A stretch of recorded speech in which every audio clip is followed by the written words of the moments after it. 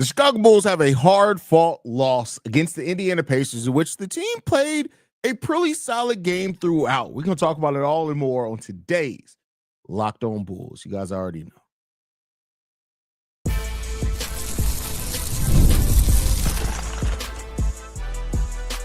You are Locked On Bulls, your daily Chicago Bulls podcast. Part of the Locked On Podcast Network, your team every day.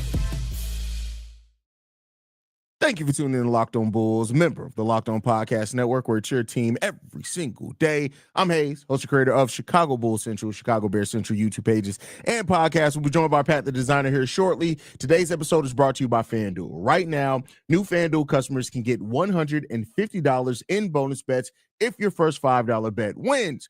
With that said, let's get into this game for the Chicago Bulls. This was it was a tough game. Like, the Bulls played really well throughout the majority of this game. You look at the fourth quarter where they got outscored by 12. But other than that, the Bulls led in this game for 18 minutes. There were 5 ties in this game. The Bulls won in a lot of the hustle stats as far as points in the paint, fast break points, second chance points, points off turnovers. The Bulls played a really hard-fought game in this one. And because of that, I give the Bulls a little bit of credit for that, right? This has been a season with the Bulls that you've seen times where they get punched in the face after some initial success, and they kind of just wither away at that point in time. The Bulls didn't go away in this game. They did not allow themselves to just go away. They kept fighting. Yeah, they got outscored 45-61 in the second half of this game. But even with that said, like I said, the way that this team hustled and played, they were not allowing this game to get away from them too easily. And that's where I got to give the Bulls a lot of credit for in the way they performed in this game. They did not allow it to go away. And, outside of some runs and of course, some really good execution from this team, you had some things that definitely stood out, right? One, Coby White's 20-point first half of basketball today was great. Unfortunately, Coby White suffers a thumb injury towards the end of the first half of this game. And Coby White has just never been a player that fights too good after suffering some type of injury or something like that. He's just never really been that guy. So unfortunately, that's just how this ended up going for this Bulls team. He ends up only scoring 6 points in the second half of this game. And it's unfortunate because, Coby was rocking, he was rolling, he had some really good rhythm. He did realize in the fourth quarter, I'm probably hurting my team. We'll talk a little bit about that more once Pat comes on. But outside of that performance, I got to spend some time giving Josh Giddey some props in this game. He did score 18 points. It was a terrible shooting night for him. 5 of 15 from the field, so just wasn't a good shooting night at all from Josh Giddey. But he pushed the pace. What's up, son? All right. He still did, push the issue and got to the free throw line 11 times today, went 8 of 11 from the free throw line. He also chipped in his normal 9 rebounds, 7 assists. He chipped in today, only 2 turnovers. So, it was a bad shooting night for Josh Giddey. And what I said over on Central was that a lot of people, rightfully so, I want to be clear, it's rightfully so. A lot of people have been asking questions, okay, how productive is Josh Giddey going to be once his shot's not falling? And I think he did a pretty solid job of answering that tonight. Now, we have not seen Josh Giddey get to the free throw line with this type of frequency often throughout the season, so I'm not going to act like it's all of a sudden some thing that Josh Giddey just does a lot. When you look at on the season, for example, he only averages 2.5 free throws per game on the season. But I think for a player like Josh Giddey, when he has a size advantage against other point guards, this is how he can start being effective if that shot's not falling. A lot of the shots he took today were good shots. So it wasn't like Josh Giddey was taking bad or stupid shots. It was a cold shooting night from Josh Giddey. But the recognition of that eventually, and then for him to start saying, all right, cool, I'm bigger, I'm stronger than Tyrese Halliburton. Meet me at the rim, right? Or meet me in the paint, not at the rim, because Josh Giddey isn't really going to the rim that often. But 4-6 from the free throw line in the second half of this game. Like I said, pushing that issue. You like to see that from Josh Giddey. And that's something that I would really love. I've tasked Coby with that before. I'd really love to see Josh Giddey do that a little bit more often, is get to that free throw line. If he can start getting to that free throw line with some consistency, then I think that's going to help him on nights like this where his shot's just not falling. Zach Collins continues to impress me. I love the minutes from Zach Collins that we're getting. Him and Trey Jones continue to show that maybe we got a little bit better back than we initially thought for that Zach LaVine trade. I've kind of always been a little worried at players that come anywhere after a trade deadline move and have better seasons than what they were prior to the trade, just because we've seen John Salmons. We've had that here in Chicago where John Salmons got traded here and had an amazing stretch after his initial trade here. So I'm not going to allow myself to get too hype on that quite yet, but we'll see what the future does hold for Zach Collins and Trey Jones here. Zach Collins today, 16 points, 5 rebounds, 2 assists. Of course, we'd like those rebound numbers to be up some, but he was 2 of 5 from three-point range, 6 of 9 overall from the field. You take away those 3-point shots, which I'd probably say about 2 of those at least he probably just shouldn't have took. Pretty efficient night anyway from Zach Collins. Like to see that. Modest Bucilis. This was a game where you could call this a little bit of a shout out to Pat the designer. What's up, Pat? I'm in the building. Kid, don't stop for me. I was listening the Oh. whole time. Newborn kids. That means you got to change a random diaper. Listen, That may have shat up the back. One of the other. bro, those are the things I do not miss about being having young children, bro. That time where you're just like, oh, I just got to change this diaper, and all of a sudden you look and you're like, what is that brown through the onesie? Oh yeah, this is gonna take about 25 minutes. Your entire live stream on Chicago Bulls Central. Tap in with Chicago Bulls Central. And literally was like, I bet I got to go with Hayes. And Maya was like, you got time to change this diaper? I was like, of course I got time. I got to help. You're breastfeeding. We doing this. All I can do is help with diapers. And I opened that diaper up and I was like, oh no. This is incredibly worse than I thought it was going to be. Yeah, facts. Big facts on that one, man. How you feeling though? Zach Collins, Trey Jones, both having really solid games today. How you feel about them and how they continue to play for the Bulls? You know what? Listen, here's my thing about Zach Collins. He fits a Bulls need. Mm-hmm. And I think that's something that you can't overlook. I don't know if Zach Collins is a long-term answer. And I talked about this on the Chicago Bulls Breeze. But right now, is he an answer that can fit in the starting lineup for what the Bulls need right now? 100% he is. Is he an answer that can come off of the bench for what the Chicago Bulls need? 100% he is.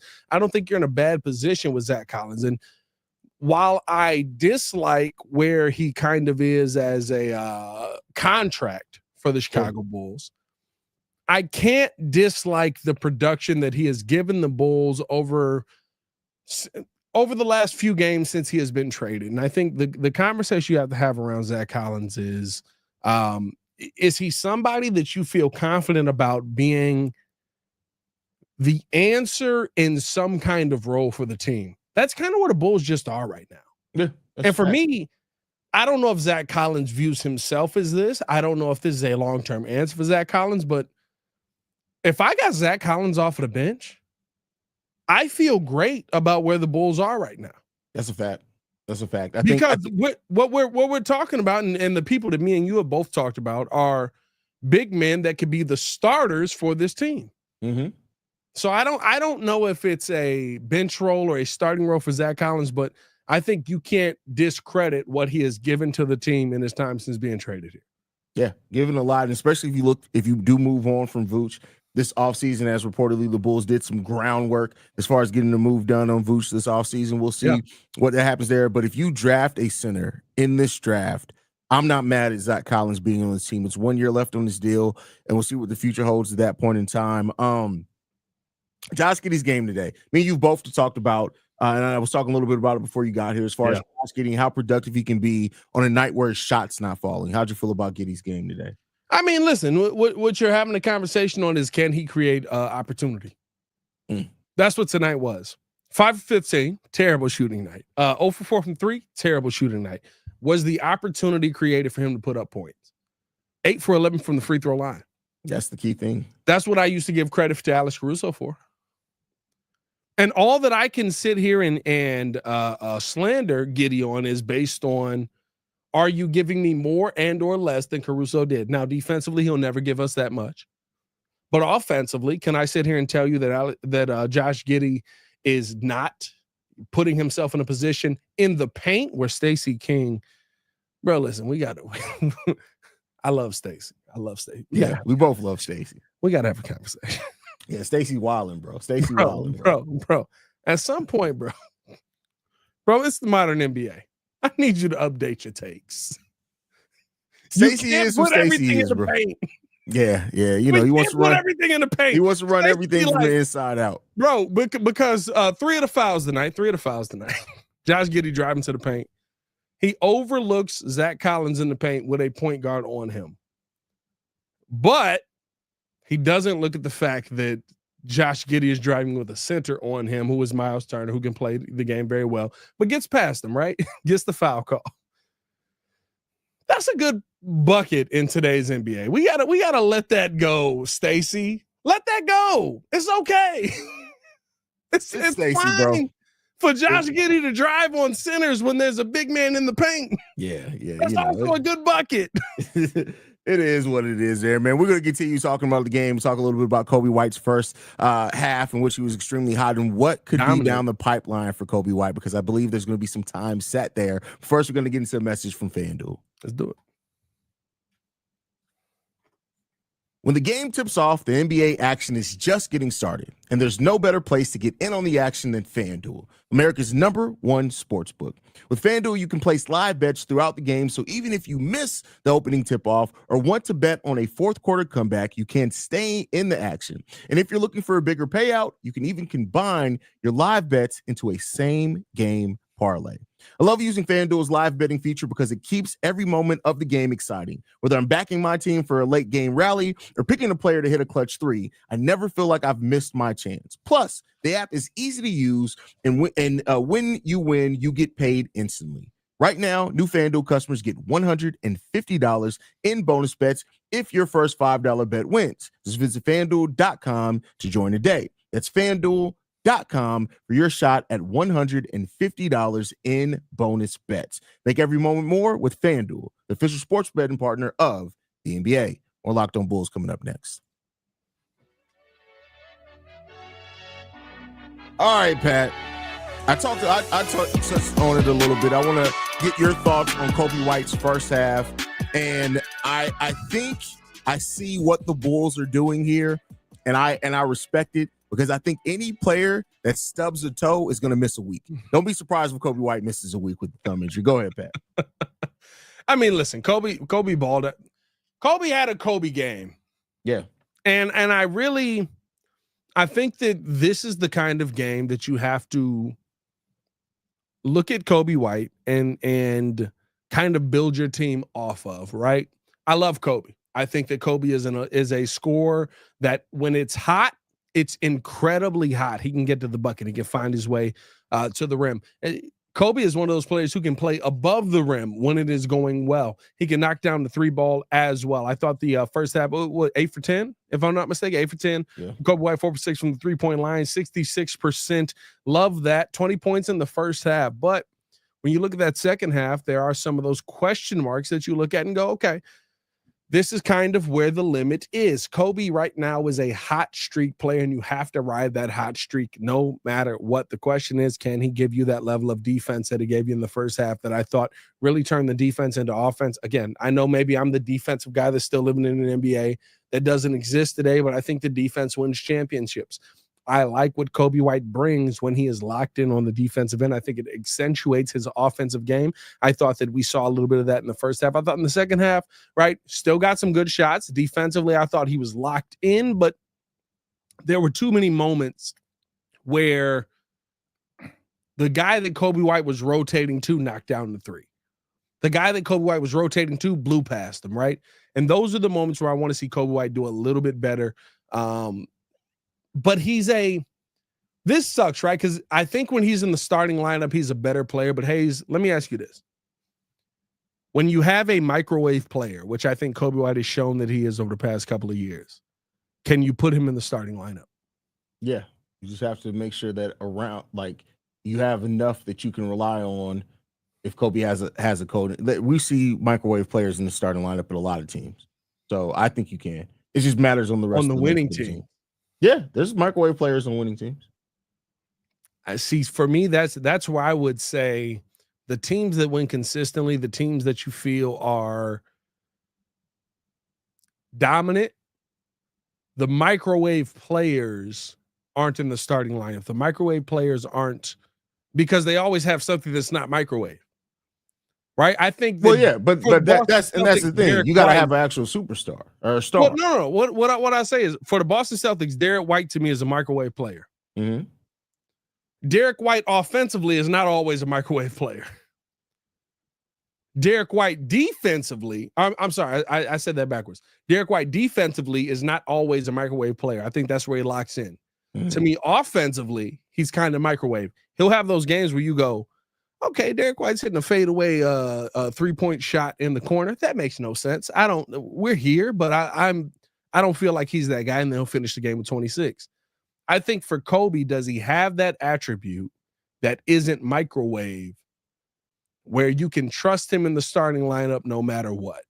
You did last year when he was actually the point guard, because Coby White created almost 18 points a game off drives. Yeah. So it was easier, right? But now with that, he's not playing just the point guard role. 100%. He doesn't have that to default on. Like, so, and some of it is on this. It's not even just that. Like, some of it too is that Coby fell back in love with the, I'm about to drive, last minute pass. Oh shit, nobody's here. And you can't do that either. Like, Coby has to be smart on it. Can we say that? We can say that. We can say that. I have to dub that. But no, I think that's my question, right? Because long-term answer for the Chicago Bulls, if you're talking, and I talked about this on yesterday's episode, right? Foundational pieces. Do you have foundational pieces on this team? I love Coby as a foundational piece, but I don't think he has that attribute that you can count on night in, night out when he's not the point guard. And me and you have both talked about this. Doesn't feel like Josh Giddey's going anywhere, bro. I said 30 million. Yeah, I mean, it doesn't seem like Josh Giddey's going anywhere, and that is what it is. So if that's not the case, do you feel like you have the spot for Coby White? It's kind right of now, yeah, because we got nothing but spots. Well, we have nothing but question marks. Yeah, right now in the state of the team where it's currently at, my boy.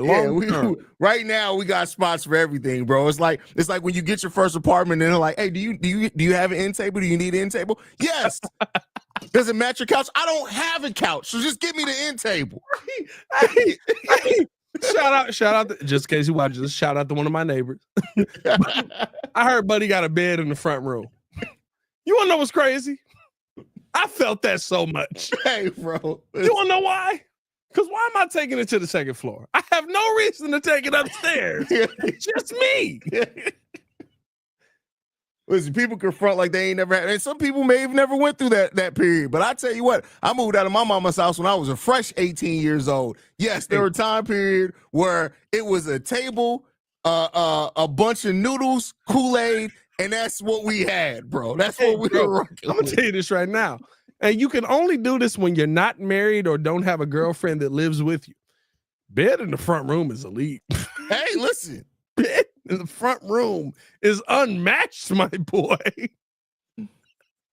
It is what it is. People can say what they want to say. Judge your auntie, not me. I don't know what to tell you. Well, we know what your auntie was doing. She was on the bed in the front room. Anyway, so all I'm saying is that I'm gonna tell her you said that. She lived out like 10 minutes from you. I'm gonna tell her you said that. So she can show up. I didn't say your personal auntie. Christ. Hey, why are you trying to put me in a bad spot with the family? That was nuts. He said, I'm going to tell your auntie. I'm going to tell my auntie you said that. I feel like that had more to do with you than me. Like, that was crazy.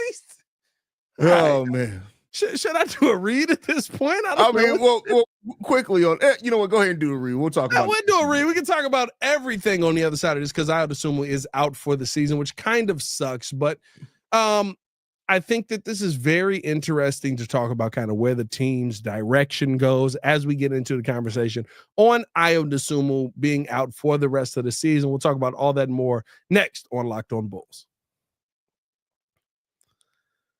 But first, we got to tell you guys all about DoorDash. NBA fans, get ready. The swoosh. You save that thanks to DoorDash every time a player drops 50 or more points in a game. Hayes, did you get in on the Steph Curry 56-point game? I absolutely did today. Shout out to Wingstop. Brother, it was an incredible amount of money. I have 4 people living in the house right now. it cost a lot. So I absolutely invested on the Steph Curry 56-point game, and I got 50% off on an order up to $10 off the next day from noon to midnight. Here are a few ways that you can take advantage of this deal. Game day feast after an epic 50-point game. Performance celebrate by ordering wings, pizza, or burgers from your favorite spot delivered straight to your door. We got a spot by us. It's not Wing Stop. It's called Wing Snob. Shout out to Wing Snob. And Wing Snob is fire too. You got Wing Snob down there? Yeah, we got Wing Snob. Yeah, brother. They just made it up here. Oh yeah. Blessings. Brother, Wing Snob is fire. Yeah. When you talk about lunch on the go, you need a quick and easy lunch the next day with Dash Pass. You can get your favorite meals with $0 delivery fees, reduced service fees. Plus, now you save even more with an exclusive NBA offer. Planning to catch the next game? Order your go to snack and meals at a discount and get ready for more high-scoring offers. All you got to do right now is sign up for Dash Pass and be ready to save when any player scores 50 or more in a game. Dash Pass members get 50% off any order the next day, up to $10 off. Just use the promo code NBA50 from noon to midnight after a 50-point game on eligible orders. Participating merchants, make sure that you have a Dash Pass account. Terms do apply. Visit DoorDash to learn more. Again, this is from noon to noon the day after the game to midnight, and it is an exclusive Dash Pass members discount. Make sure to tap in with us. More Locked On Bulls coming up next. All right, Pat. Before we get up out of here, last topic of the day, man. Fortunately, Ayo Dosunmu is getting a season-ending shoulder surgery. This is something that's kind of been nagging him for a while here now. I'm not too surprised by this. It seems like the Bulls and Ayo sat down and determined, hey, go ahead and get the surgery now. He's going to try to play with it for the rest of the season, but go ahead and get it now. You get it early. You can start your rehab early. It has about a 4-month recovery timeline on it, which means if he gets it now, a month and a half left of the season, lose a couple of months of his offseason, he'll be ready to go. He stays in Chicago. He works at the Advocate Center with Peter Patton. He'll be fine. He'll keep up his condition. How you feeling? Listen, it's going to be very tough.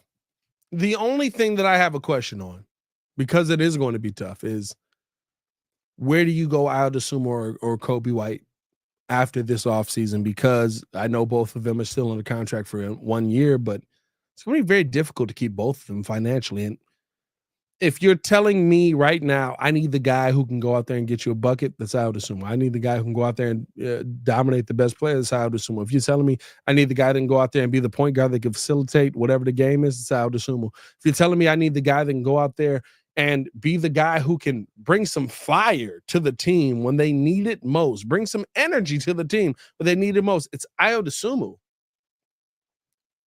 What does that mean for the future of Coby White on this team? I think that's tough when you talk about the conversation of Ayo not being able to finish the season. And as we continue to go through, Coby can cook. Coby can play well. He can dominate. And then we can go, oh, my God, well, maybe I'd rather have Coby White over Ayo Dosunmu. Right now, I'm telling you today, Ayo is the kind of player that you need moving forward. Ayo is the kind of player you need to build around moving forward. All that's logical and great, and but here's the thing: I'm looking at the Bulls salary cap sheet. We don't have a single contract over $20 million. 100%. We have upwards of $211 million here in a couple of years. Yeah, they're going to bring back both of them until they draft another guard. I get what you're saying. Everybody's having the right. Everybody in the world is having the right conversation. Here's where I think it's tough, though, Hayes. Here's where I think it's tough. Okay, go ahead. Coby White is not dealing in the Ayo Dosunmu market. Coby White is dealing in the market of I can be a 25 plus per game scorer if you give me the ball. If you give me the ball more, that to me is something that people will pay more money for. Here's the thing I tell you with that, Pat. Go. I think we're all in the right mindset. When's the last time an inconsistent score like that hasn't yet averaged over 20 points per game garnered that type of market? You won't find one recently. The closest thing to it was Jordan Clarkson, and he was an elite 6-man coming off the bench. I'm not saying that the market's not going to be there for Coby White.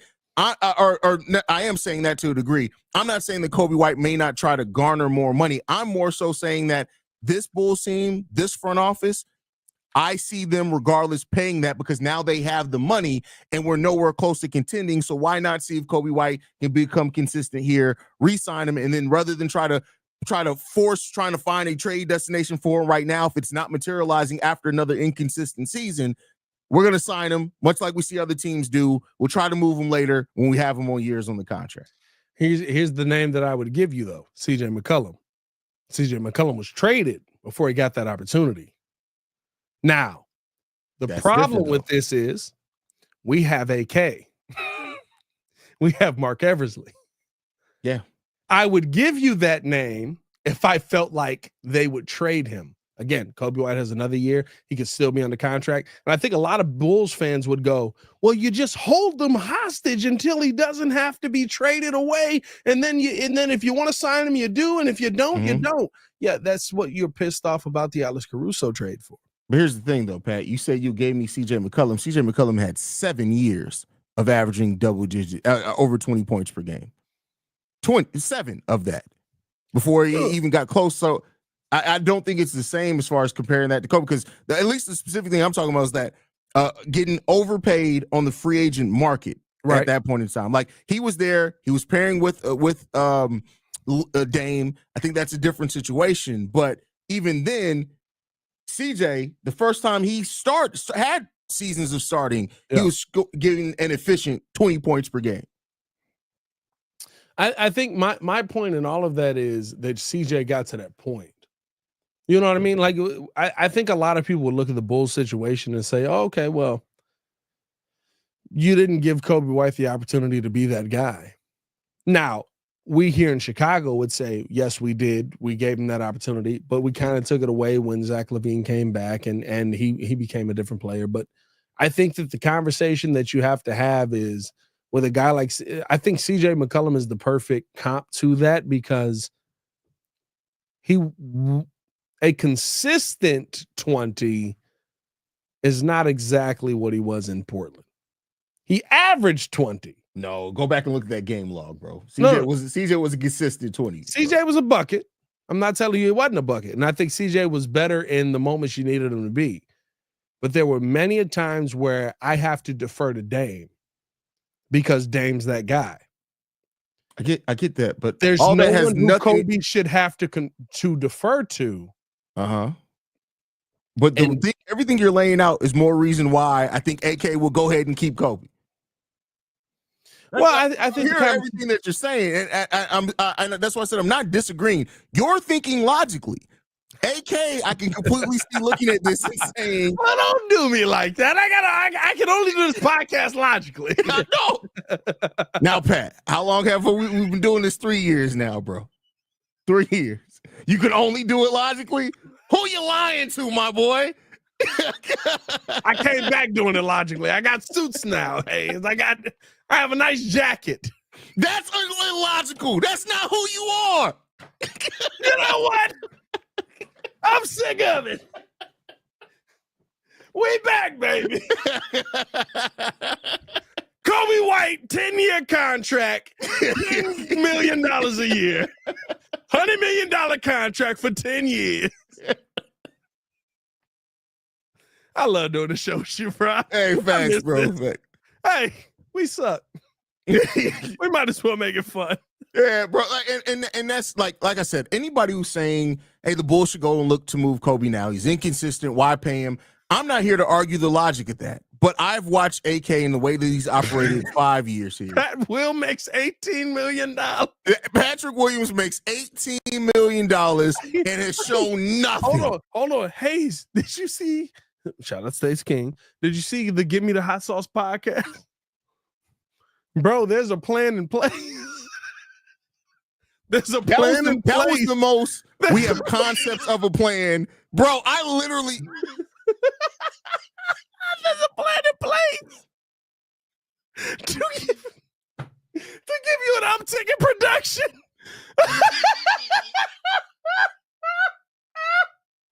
Then the man said, I think we'll start looking more towards the draft at the end of the season.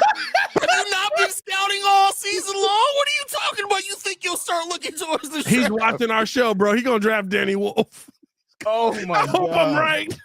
Bro, every time AK talks, it really makes me realize we really spend more time thinking about this than AK does, bro. Bro, I know we do. You want to know why? It is not our jobs to evaluate big men for this team. We don't get paid millions of dollars to evaluate the players that should be drafted by the Chicago Bulls. 18th overall, they took Dalen Terry, who started tonight. How'd that go? Walker Kessler's a dog. He was right there. Everybody, every analysis says the Bulls need rebounding. They need shot blocking. They need a backup big. A point guard. Everything that we needed was right there. And he said, hey, we need another 6'7" wing that has no actual NBA skill right now. He said we got a plan in place. We got centers at home. What? I hate this team. Bro, listen, John Cena turned heel. John Cena's a heel. I need a heel in the Bulls organization. I need somebody to kick AK in the nuts. You know what I mean? You know what I need? Derrick Rose comes back into the building. Daps up AK, close hug. Behind him, Michael Jordan goes with the 2 up. And then Derrick Rose kicks him in the nuts. STFU. Might as well. What I need. Oh, God. Anyway, any last thoughts, Pat, before we get up out of here, I'm sick man? of all the thoughts that we have. Let's keep it moving, man. Let's get out of here. I want to thank you guys for tuning in, man. Make sure you guys are following us at Locked On Bulls. You can follow Pat at Pat the Designer. You can follow me at CEO Hayes, man. We are free and available on every podcasting app and platform of your choice, as well as YouTube, the Odyssey app, Amazon Fire TV, Roku TV. Everywhere you want us, we're there. Love you guys. Go Bulls. See red, y'all. Peace. JK said Doge made cuts to the Bulls scouting office. Oh, man, that's crazy. At least if Elon ran the Bulls, somebody'd get fired. Oh, God.